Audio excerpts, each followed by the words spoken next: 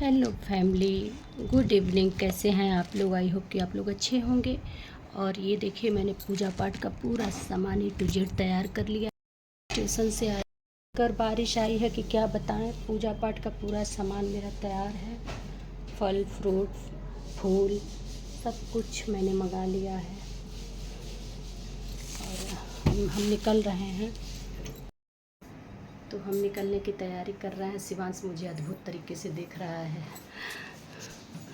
देखिए। और कैसी लग रही हूँ मैं, आप लोग कमेंट ज़रूर करिएगा। बहुत सिंपल तैयार हुई हूँ और सब कुछ मैंने सिंपल तरीके से किया है। बाकी 16 श्रृंगार किया है। और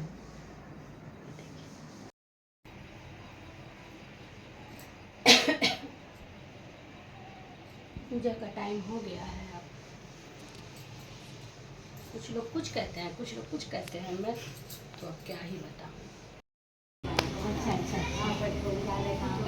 पकड़ में रहते हो। अच्छा अच्छा। बिहार के तो मैं भी वहीं की ना। यूपी बिहार दोनों का है। सवेरे का दीपे पूजा है। कल सुबह ये गौरी शंकर की पूजा है ना, शाम को भी होती है। अच्छा हाँ हाँ। अभी नहीं, ये करना पड़ेगा, पहन के जाना पड़ेगा। नमस्ते बेटा।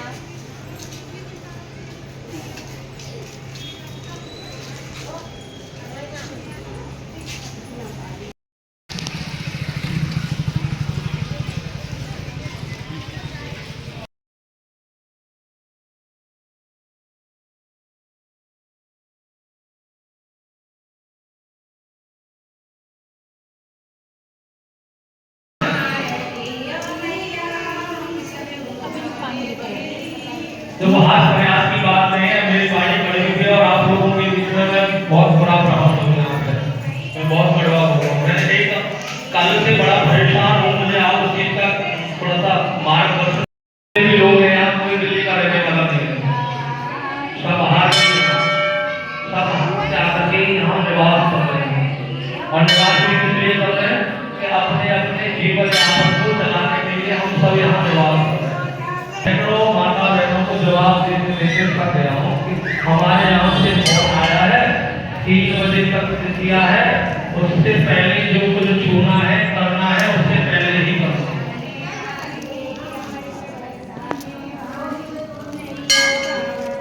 ऐसा मैं कल से बताते बताते थक गया हूँ।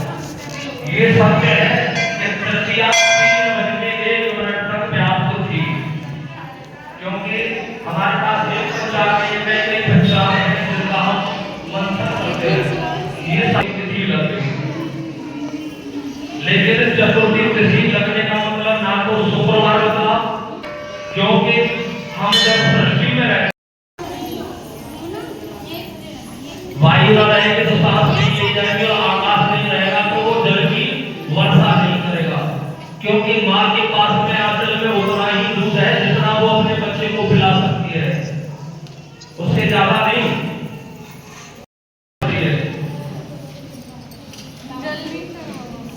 जी हाँ, मथुरा का हूँ इसलिए थोड़ा कड़वा बोलता हूँ।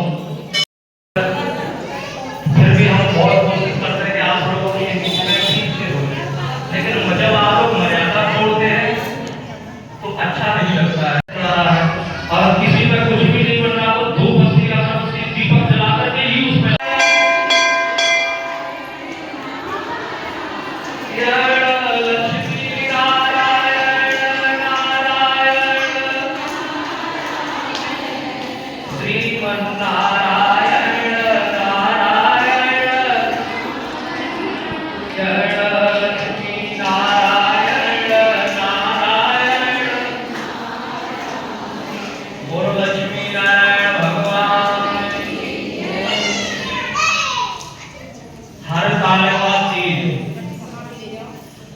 हमेशा से की अवस्था में अधूर की होकर भगवान भोलेनाथ की कठोर तपस्या, उस तपस्या से भगवान भोलेनाथ, इससे बड़ा पुण्य कोई और नहीं हो सकता जो स्वयं आप यहाँ बता रहे। बड़ा स्वागत सत्कार किया। स्वागत सत्कार के बाद में हिमालय राज ने नारद जी से कहा, नारद जी कैसे आपका आगमन किस प्रकार। नारद जी की इतनी मधुर वाणी को सुनकर हिमालय राज ने कहा कि संसार का कोई ही प्राणी होगा जो अपनी पुत्री का विवाह भगवान विष्णु से न करे। मेरे तो बहु भाग्य, ऐसा सुंदर वर मुझे संसार में कोई नहीं मिलेगा। मैं आपके वचन को स्वीकार करता हूँ और आपको वचन देता हूँ कि मैं अपनी पुत्री का विवाह विष्णु के ही साथ करूंगा। नारद जी को दिया हुआ वचन अपनी पत्नी से कहा तो माता पार्वती पिता के वचनों को सुनकर जोर जोर से चिल्लाकर रोदन करने लगी।